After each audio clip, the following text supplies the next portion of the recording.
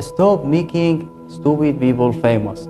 ومعنى ذلك توقف عن جعل الناس الأغبياء مشهورين. وهذا إذا تجيبه يمنا هسه فإدخال التافهين إلى واجهة العمل الاجتماعي والإعلامي هو جريمة بحق الأجيال الناشئة والشباب في سن المراهقة.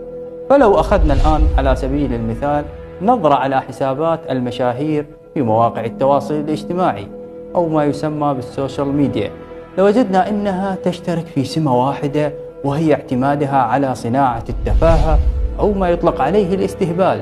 اقفز، ارقص، اصرخ، اصدر أصوات غريبة، تكلم بكلام لا معنى له، وستنشهر وستجد من يصفق لك. وبعد أن يتجاوز عدد متابعينك 1,000,000 ستنهال عليك عروض الاستضافة في وسائل الإعلام والمهرجانات. وماذا بعد هذا الحديث كله؟ أخلاق تنحدر، ثقافة تتسطح.